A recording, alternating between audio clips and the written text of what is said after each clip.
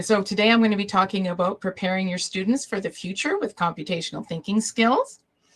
And I believe it's very important that we start off with a land acknowledgement. I live on unceded Mi'kmaq territory, and I'm sure many of you are joining me from other unceded territories, whether in Nova Scotia or elsewhere. If you wanted to write in the chat where you're joining me from, you're certainly invited to do so.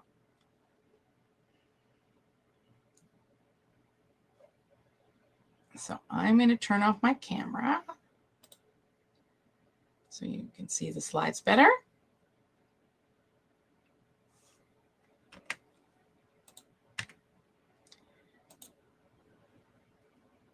So in a moment, you'll see a screen for something called Pear Deck. So I'm going to run the slideshow through that.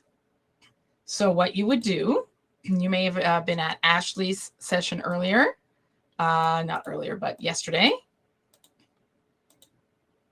I'm just going to, so I'm going to put the code in. Normally it would be very large, but I can't seem to move my screen over for the moment. Oh, hang on.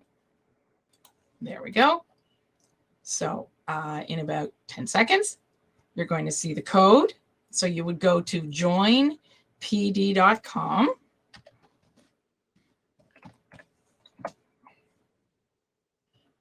And you would put in the code, which is HQGKFO. And if you've ever used Pear Deck, they have some interesting sayings. Hilarious quizzes gladly keep fragrant olives. So that's what they're doing. So I just will double check. I don't seem to be showing you the right screen. This is the one. My apologies. And so the code, as I said, is HQGKFO. I'm putting it in the chat as well. There it is finally on the screen, getting used to that 10-second differential. And you can see it circling and saying we're waiting for students. So I'm going to put it in and show it through my screen. So right away it loads.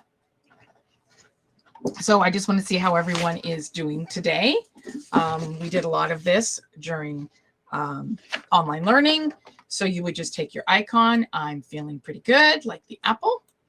So I would put my icon there. And then if we were doing it in class, you'd be able to put yours up, and then I might show the whole class at the end how everybody's doing. So I thought I would start off by introducing myself. Let me get my right. Sorry about that. Too many computers open here. So I'm Dartmouth born and raised. My pronouns are she, her, and I'm currently an HRCE teacher and have been for most of my career. So I sort of wanted to have a look at how technology has changed through the time that I have been in teaching. And so we can see at the beginning, when I was at St. FX, I did manage to do a thesis on a computer. We had a computer lab. 1987, but once I started living at home for St. Mary's and my BED, I had to go back to a typewriter. Our big technology in Lab City was our Gestetner machine, and then when I was at Shannon Park, we went from those little tiny Macs to PCs by about 2006. Type to Learn was really big for some reason at Michael Wallace, but again, we were mostly just using it for typing and writing. Ocean View were two new grades to me, so it wasn't a whole lot. And then at Bel Air, I got involved with Discovery Education, which was pretty exciting, and using Edmodo as a teacher. Unfortunately, I also had some hip issues at that time. That's my very favorite Halloween picture of me as a TIE fighter, as Darth Vader in a TIE fighter. And so when I had hip surgery, there was a little bit of a pause. But right after that, I more or less went swinging into technology. You're going to see me swing in a minute. So it is hard to get used to that 10-second delay. And there we are. I'm swinging into technology. So it was something that I really started to get involved in after hip surgery, and obviously I was feeling better. So I started with some Spheros, the Summer Learning Academy, being involved on Twitter. And then the summer of 2017, I went to the DENSI, the Discovery Education Network Summer Institute. And there I made all kinds of connections, started making a PLN on Twitter, and then gave me the confidence to start trying lots of different things, and realizing that I was needing to integrate technology as opposed to just use it mostly for typing. So I got involved in the Global Read Aloud. We connected with classes in different parts of the United States, with Padlet and Buncee and some other things. Then I got involved with microbits and coding. And I went to a workshop put on by Kids Code Jeunesse, where I first heard computational thinking mentioned. And then that was in the fall. And then in the spring, I went to a Let's Talk Science one that also had computational thinking mentioned. And I was introduced to Ignite My Future at the DENSI in 2019 and got involved in a global collaboration. That was the first one I was involved in, happened during our lockdown. And so we were teaching the students about computational thinking. And of course, I had to learn about computational thinking, and there's lots of great information on that on Ignite My Future, which I'll be talking about in a few minutes. And often it didn't always lead to more technology. Doodle and chat, sketchnoting is something I found students really enjoy that came out of my involvement in computers, with Den Chat in particular. That's where I was introduced.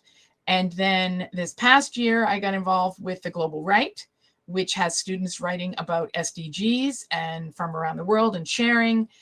So that is really cool. And I learned a whole bunch of more things. And we presented about that global collaboration, which was about food deserts. And again, we had another global collaboration, about food deserts. And we presented about that, myself and 3 others, at ISTE this past June.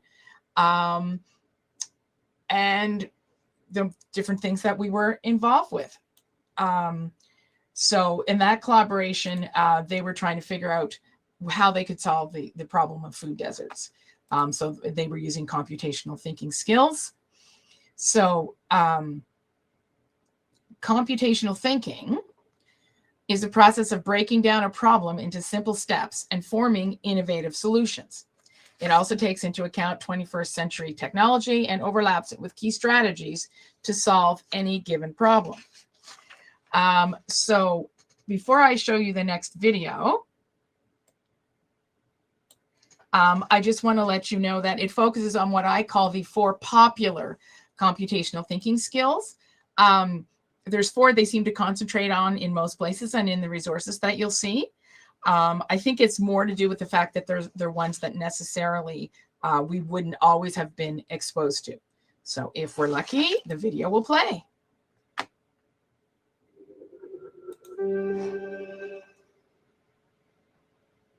Computational thinking.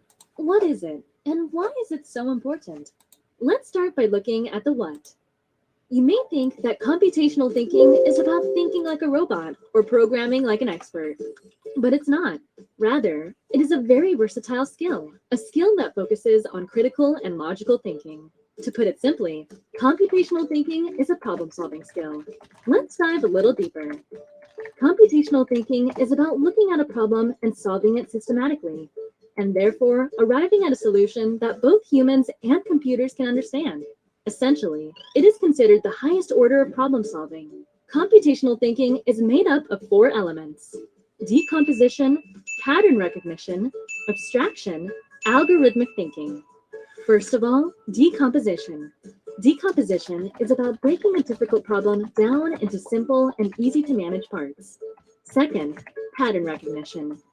Problems come in all shapes and sizes, but amongst their many differences, there are bound to be similarities. Pattern recognition is about spotting what different problems have in common and using what's worked before to help you out again. Third, abstraction.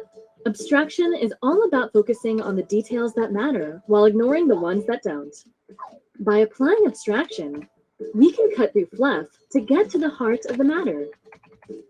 Finally, algorithmic thinking. Algorithm is really just a big word for a set of rules. So algorithmic thinking is basically when you generate a series of simple steps that anyone can follow to solve a problem. Now, let's bring everyone together with a simple example. Meet Max. He's your average hardworking young man, trying his best to be a productive member of society. But today, Max's car has broken down. Luckily enough, he's computational thinking enabled. Let's see how he solves this problem. Max's car can't move too well. He realizes that there are two problems. He's running low on fuel, and he has a flat tire. That's the first pillar, decomposition.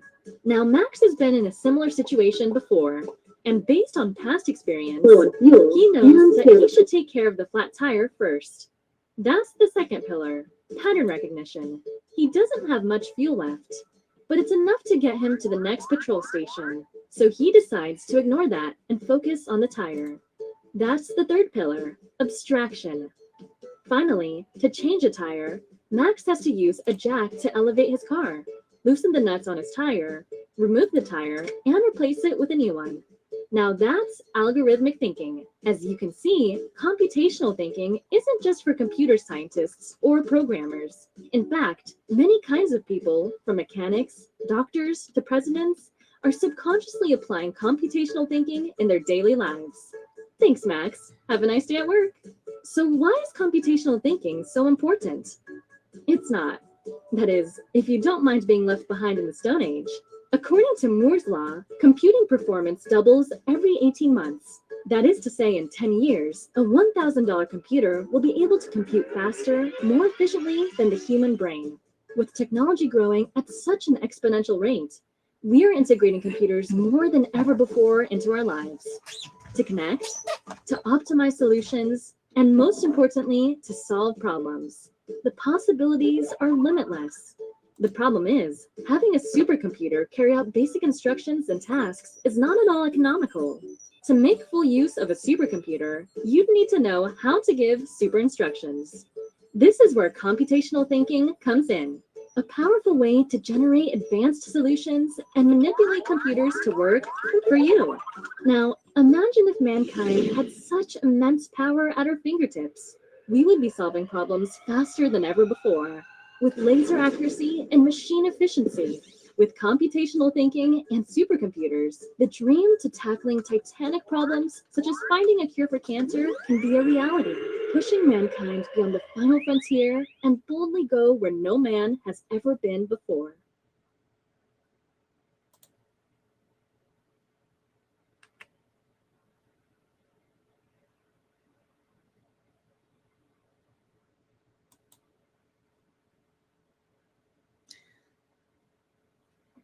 Okay, so now that we've seen the video, that gives a better explanation of computational thinking and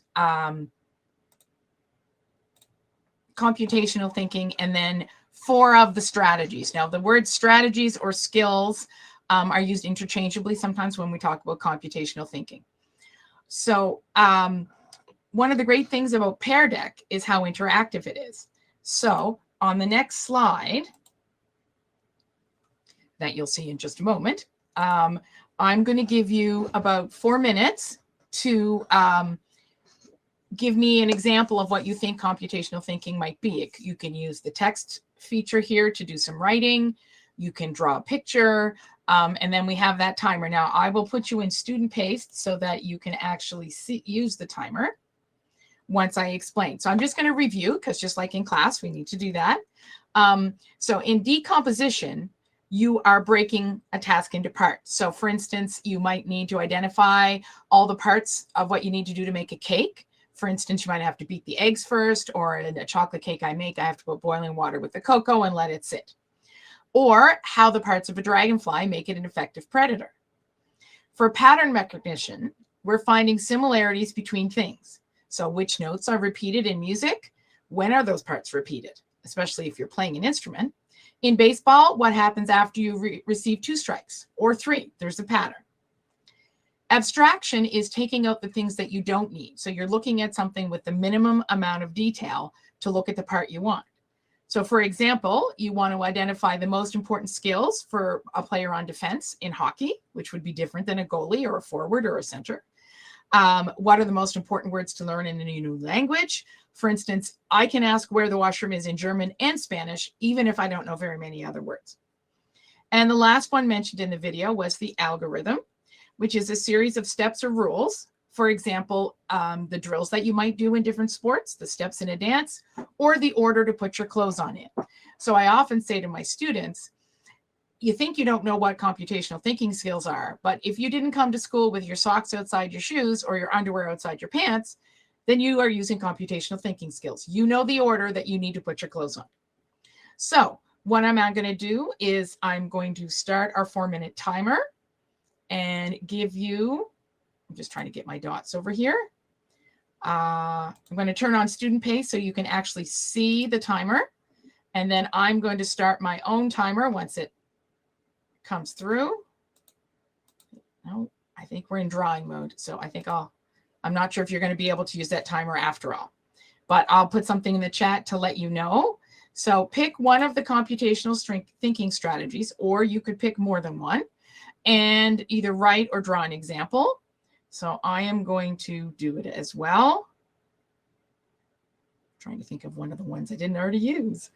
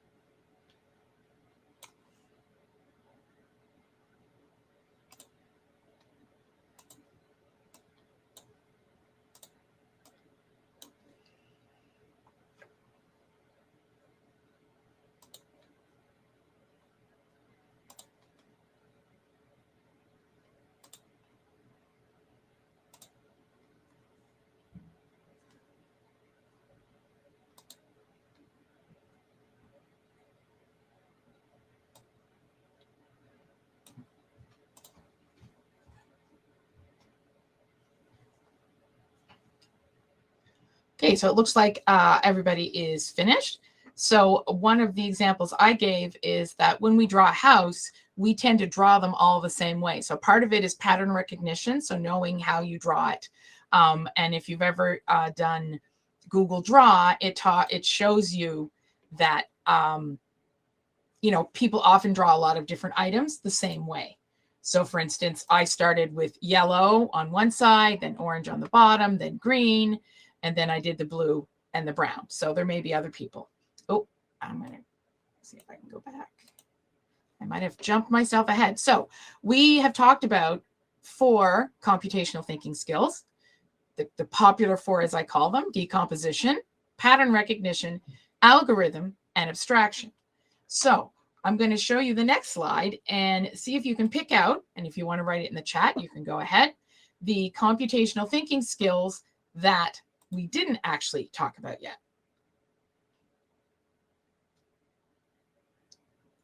So there are 7 altogether, and as soon as everything catches up,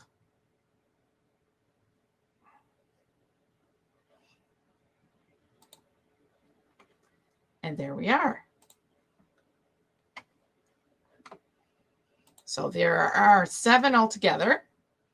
And as I said, we talked about the 4. And then the other ones you're going to find are relatively familiar. So if you had wanted to just see which ones are different, that would be great. I'll give you some time to look at those. It helps that 2 of them have some of the same words in them. I know my students would find that helpful as well.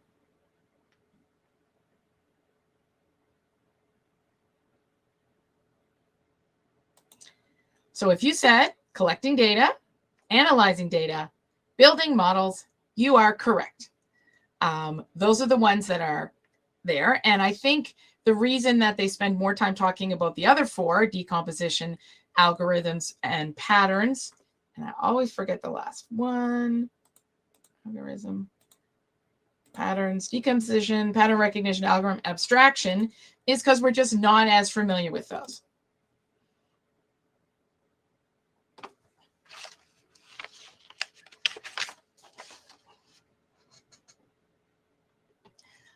So I have a couple of student videos that you can watch. So we're going to be able to watch them now. However, they won't be in the recording because I know that there could be a larger access. So I have to make sure that my students are protected, even though I have permission to use them in this format. So I'm going to send you off to watch those two videos. They're not very long. So probably about a minute and a half to watch those two videos. These are links to the student videos. I have permission to use them for this session. Please do not share or keep them. So I just wanted to give you a chance to watch those. I'll see if they've now popped up with the 10-second delay. And there they are.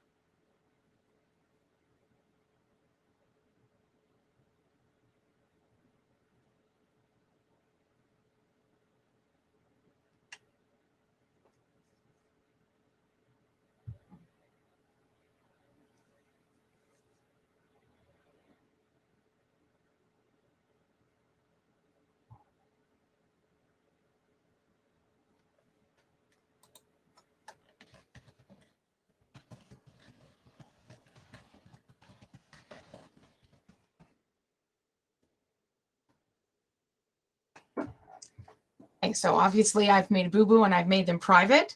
And so we have, I think I have another way to show them. Just give me a moment.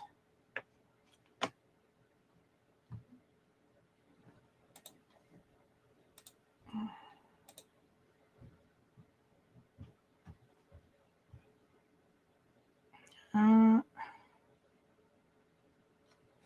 it's just too bad.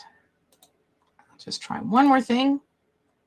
So I thought I had made it so that if you had the link, you could watch them, but obviously I did not. Sorry about that.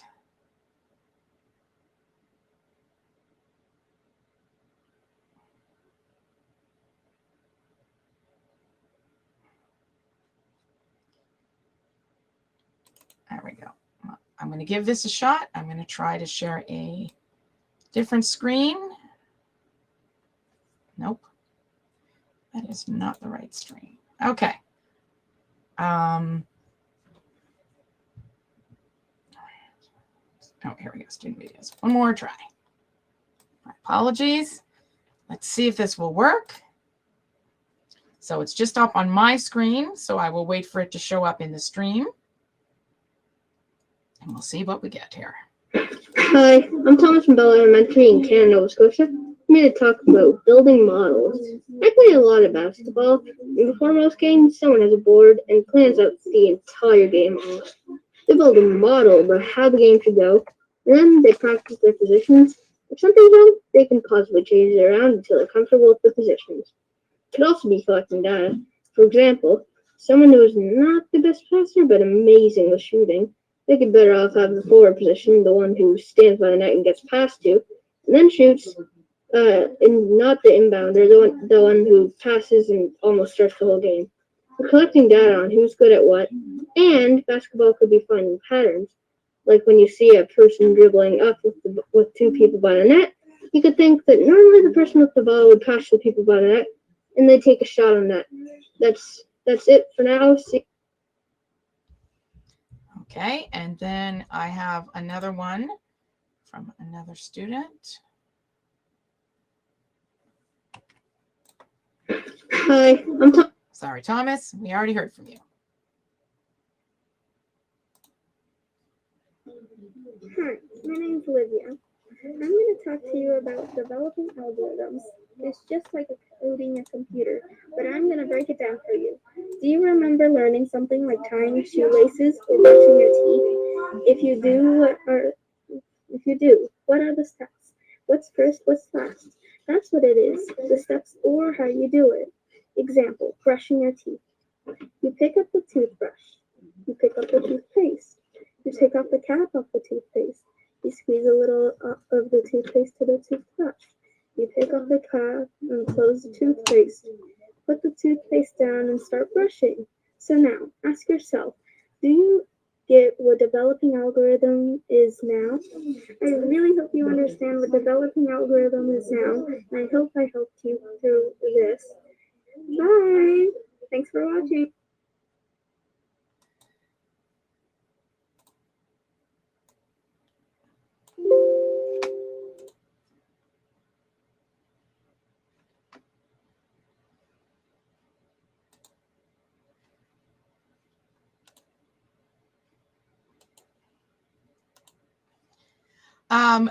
So those are grade 5 students. Oh, I'm just waiting for a second. Those are grade 5 students, and they clearly could figure out what computational thinking skills are and are able to explain them to others. And I think we forget how basic they can be. This is an image from my in my school, the grade primary 1 class, and basically they made an algorithm for getting dressed for winter. So what they put on first, second, third, fourth. Also, when students do how-to or procedural writing, that's another way that we use computational thinking. So it really is everywhere. Now, in this part of the presentation, I just had shown some examples from somebody I worked with on one of the global collaborations. Excuse me, her name is Amy Grab, and she made this, and the entire presentation is going to be available for you afterwards as a file. As is my presentation, which you can use with or without Pear Deck. So these are interactive slides. So basically, this is what you would give your student, that collecting data, what it's the process of gathering information, determining the sources, what kind, qualitative, quantitative, and then you ask the students, okay, so this is what it would look like in, actually in a moment probably. I always forget about our little delay.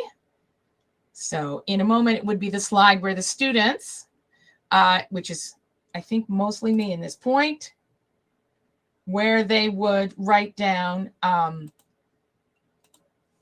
which one they think doesn't belong. So it's definitely, I think if we're collecting data, for me, letter C looks like it doesn't belong. Okay, and then I would just click this again and I can move on to the next slide. So in the next slide, it's about analyzing data. So that should pop up, but I can certainly let you know what's on it. It's the process of producing and evaluating charts to make connections that lead to insights. And utilizing data helps us ask better questions, gain insights, and draw more detailed conclusions. So certainly we're all quite familiar with all the analysis of data that has gone on since we've been involved in the pandemic, and different conclusions people have made. Some conclusions, you know, as teachers we've been happy about, and some we have not. So analyzing data is something we do quite a bit. And we'll just move on. I wanted to show the question as well. So again, which one doesn't belong? This relates to what my students said about where players took their shots from the court. This one is a graph with some numbers, so we could certainly analyze it, though I can't quite read it. I'm sure you can't either. And another one, opinion. And then this one is elements, so definitely that one doesn't belong. Oh, we got 2 responses. Yeah, we both agreed that that one didn't belong. And then the last computational thinking strategy was building models, which again, my student talked about for the game that he was doing. We can test things, we can try things out. Sometimes we use a smaller model. Sometimes it's digital, sometimes it's on paper, sometimes it's built out of Lego or something else. So building models is another important computational strategy, especially at the testing part. And I know there is also a link to design thinking here. And that is also, that link between computational thinking and design thinking is in one of my resources, one of my ocean resources actually at the end. So here we have once it loads in for everybody, we have 4 different models or 4 different ideas of what is a model. And then we would pick the one that we think doesn't work with models.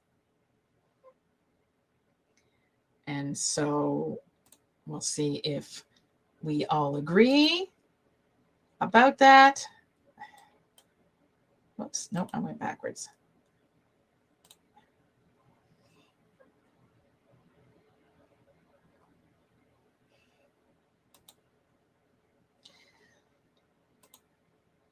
Okay, and now we're moving on to, right, so you saw mine, and then if you are interested, no, I think we'll move on. So the next part, now we're getting into the part that I'm hopefully going to give you some time to explore. This website, which has been designed with Canadian curriculum in mind. It's by Ignite Your Future, and I always have to read what Ignite Your Future is because I can never get it quite right. Ignite My Future is a free computational thinking initiative launched by Tata Consultancy Services and Discovery Education. So it's all free. Discovery Education is not free, but this website is free and all the links within it. So I just like to give people screenshots so they can see. So e-learning modules would take you through what computation thinking is, if you don't have a sense of it, and also each of the 7 computational thinking strategies or skills. So that's one of the things you can explore in a couple minutes when I let you free to have a look, because I find when you have PD, it's good to have time to examine some resources and see what might work for you. So I just pulled up what you would get to. So you're going to see that in a moment for the computational thinking, what it would look like, those e-modules. Now, I believe in the States, they keep track of how many PD hours. We don't do that as much, but that, each of those has a quiz and it gets you a sense of what's going on with computational thinking skills. The next one that I'm going to talk about is something called curriculum connectors. And I don't know about you, but I often don't think of computational thinking. The more I learn about it, I'm thinking it's more kind of sciencey or health maybe, but it actually can link very nicely even to language arts, as I mentioned with the how-to or procedural writing. And I just picked a few out. And of course, the great thing about the fact that they've made a Canadian website is they actually have Canadian links and Canadian ideas that go with it. Whereas, I'm sure everybody knows that you get frustrated sometimes when all you have are American resources. And as well, most of this is available in French, not if the website is not. So for instance, the first one here for finding patterns is really neat. It's something I had never heard of before called the Canadian Letters and Images Project. And so basically it's letter writing. It starts around before the First World War and comes right into the 20th century. And they showcase different letters and images. Kids could compare and contrast letter styles, discuss rules and how things have differed. They could compare it to emails. So certainly, that would be an example. And you would carefully pick depending on what the age of your students was. But I can see this kind of thing going right into high school, to be honest, because, things can be more complicated. The next one that should be up in a couple of seconds, 2, 1. It's like my students when they count down to bell time. It's coming up now. With decomposition, breaking a text into smaller, more manageable pieces, you could look at the Governor General's Literary Awards and look at what do good writers do? What happens when we compare the Canada's favorite authors or Canada's authors who've won the awards? So what makes them good writers? Abstraction is removing unnecessary detail to see central themes. And I thought it was very cool to use the Heritage Minutes. I know myself, I have shown them to students, but having them compare according to a theme was something I hadn't thought of. So that's another piece that involves computational thinking skills. Okay, and now the last piece is curriculum. And again, this links to our Canadian curriculum, which certainly makes things a lot easier because we know that things can be different. And the great thing about this one, which will come up in a moment, I thought it was counting down for me for a minute, is that it does say middle school, but I mean, I can see applying it a little younger or older, just like anything we use. So the neat thing about this one is it actually lets you figure out what question you're looking at, or what subject, or what computational thinking skill that you are working on. So there's a drop-down menu for each one. Okay, which will pop up. And meanwhile, you can just sort of be interested in what they've got down there.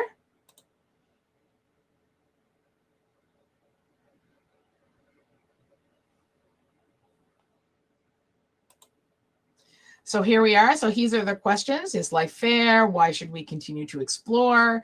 You know, they may not necessarily be useful, but they would be questions that maybe teachers or students would want to examine.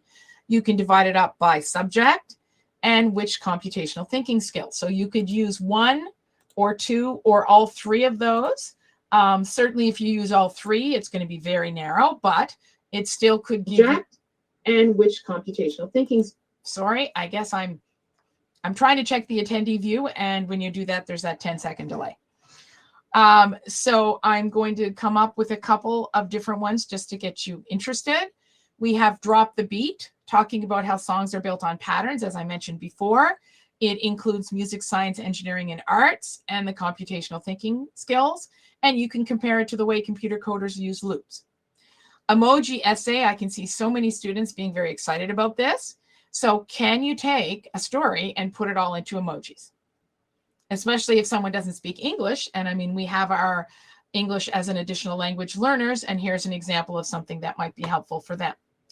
And the last one is building models for resilient cities. So trying to think about being an urban engineer, which hopefully, you know, some of our students will want to be in order to help keep as much green and plants as we can, and continue to make the world so that we can still live in it safely, because for many students in the future, it could be a little more challenging. So your mission, should you choose to accept it,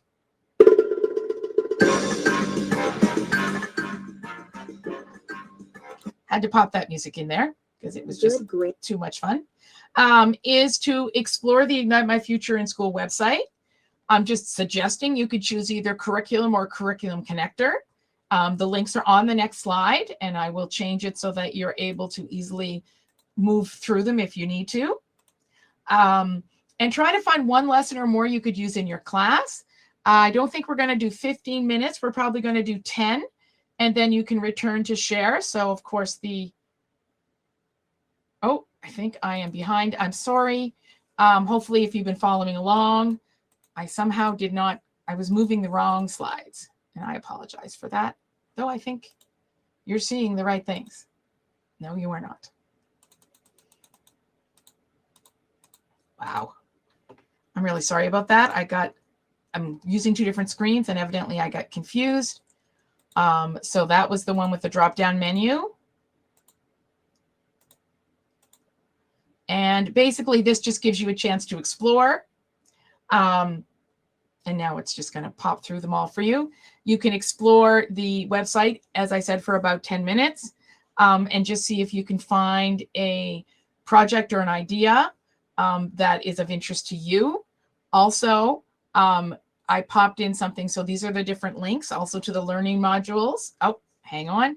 Curriculum, curriculum connectors, learning modules, just the Canadian site in general, and the American site, because it does have a little bit more, but again, it's not necessarily queued to our curriculum in Canada. And then there's one more thing you might want to look at, which is on the second page of resources, which is something called grab and go resources. They're in PowerPoints. They're only in English, unfortunately. I have the direct link. You go here, and then it's over here on the, here we go. We go to this link, and then over here on the right-hand side. So that's basically a PowerPoint you could use in your class. So certainly there's explanations of a lesson plan that you can look with the curriculum under curriculum, but these ones will actually give you a lesson plan that's all ready to go. And I know some people find that really valuable. Okay, so I have talked enough for now. Let's go for 7 minutes. Nope. Yep, 7 minutes of having a look and then we'll just come back and see if anyone has found anything they'd like to share.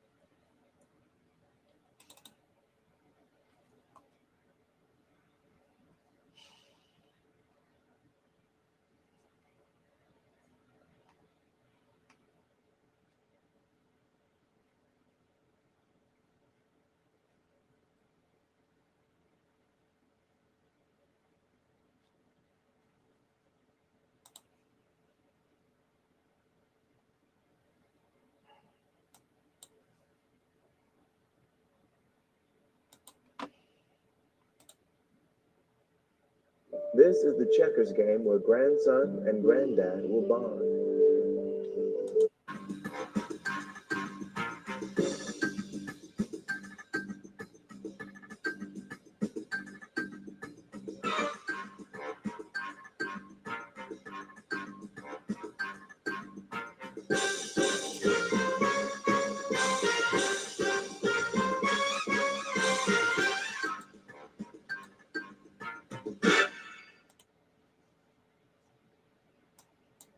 So just if you want to, as you come back, if you wanted to put anything that you noticed or you discovered in the chat.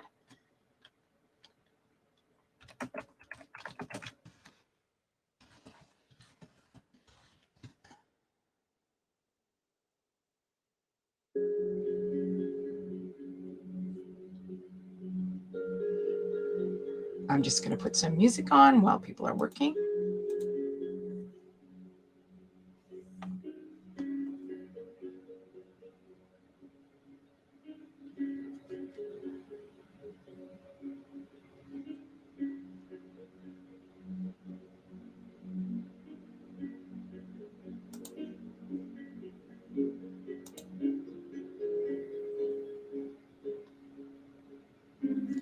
So what we're doing right now, Courtney, I'm not sure, is we're just looking into the Ignite My Future resources, and that will show up on your screen in just a minute. I don't know if you want to pop into the Pear Deck, or I can just pop those into the chat, which is what I will do. So basically, it's using computational thinking. There's a lot of different things involved with Ignite My Future. A lot of things about problem solving, which is what is a big part of computational thinking. Leads to problem solving, because we know there's a lot of problems that students are going to need to solve.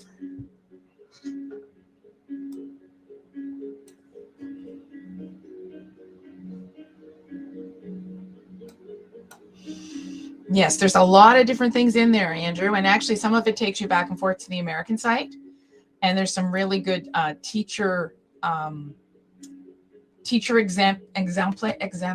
exemplars. Yes, that's how you say it in English. And most of them I actually know, so that's really neat, who are involved with my global collaboration. But for students and for teachers, just different ways to think about computational thinking, lots of different options.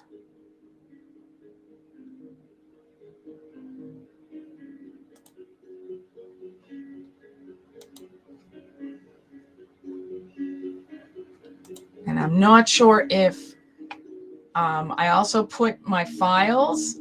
I can't see them in my stream, but if you scroll down, Courtney, or I can certainly explain the 7 computational thinking strategies again, if you think that would be useful. Or you can just, have a look at the Ignite My Future site.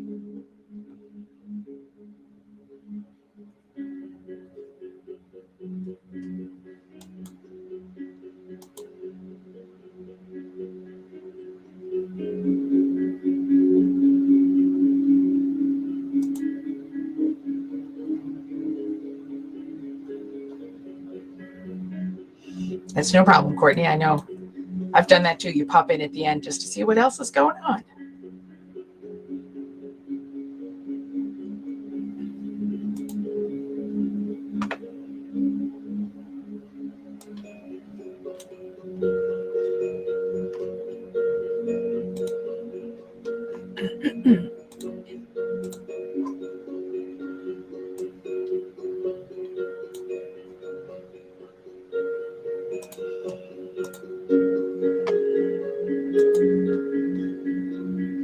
So we've got about 3 minutes. I'm just going to do a little more exploring myself because I haven't actually seen everything, obviously.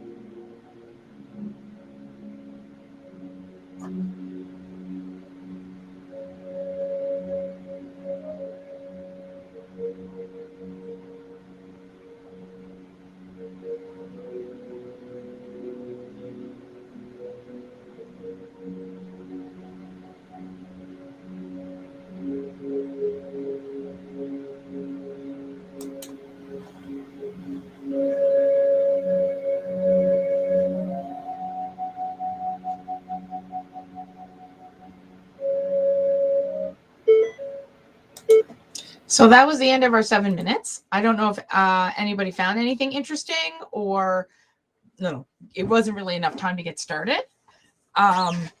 So if you wanted to write anything in the chat, and then I know I need to wait 10 minutes or 10 minutes. Thank goodness it's not 10 minutes.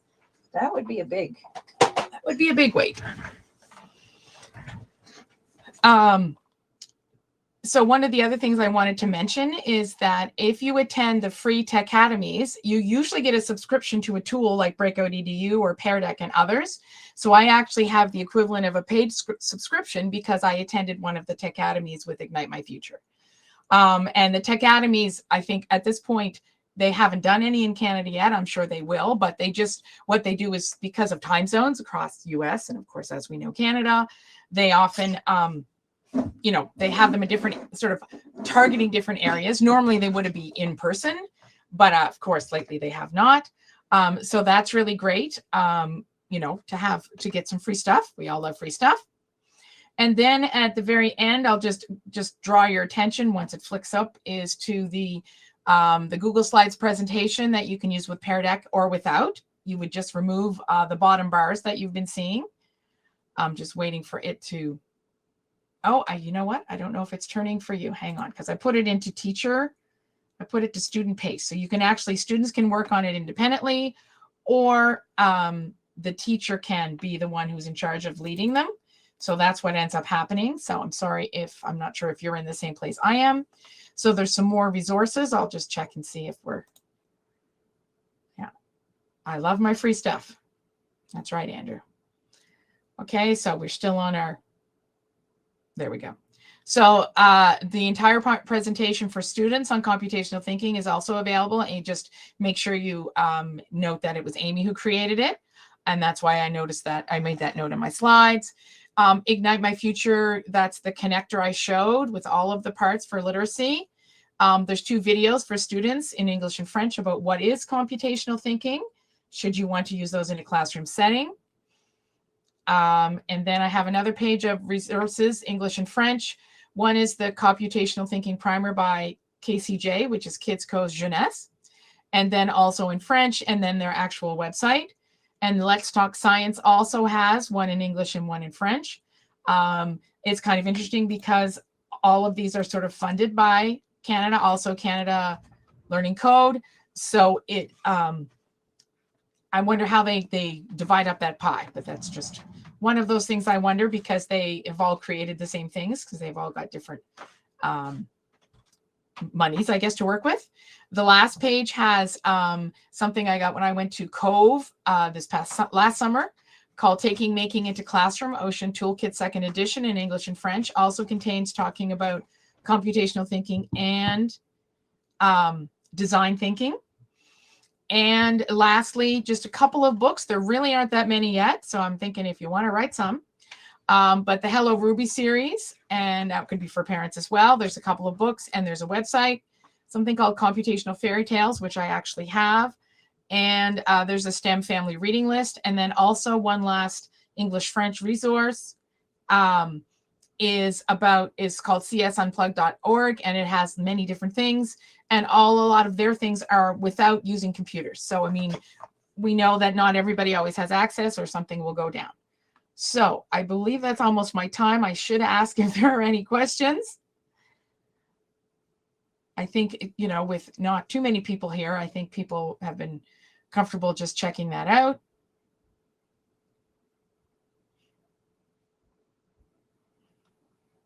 So a lot of different things. You can also become a learning leader with Ignite My Future, which several of my colleagues have, and probably I'm going to attach that one next year as well. It's just having access to so many different things, and you just keep learning all the time. So it's kind of amazing.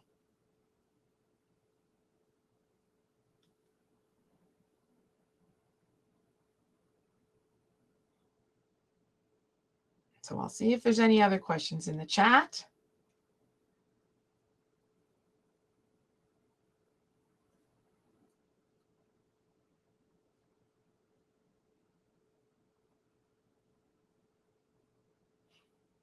And then I know I have to wait 10 seconds.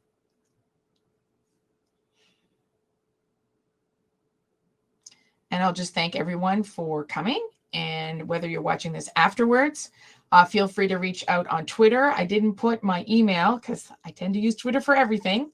So if you follow me, I will follow you. And then you can also just ask me a question on Twitter if you have one. But I'm also at Bel Air Elementary, so you can find me on the staff. I'm just LeBlanca at hrce.ca or at gnspaz.ca.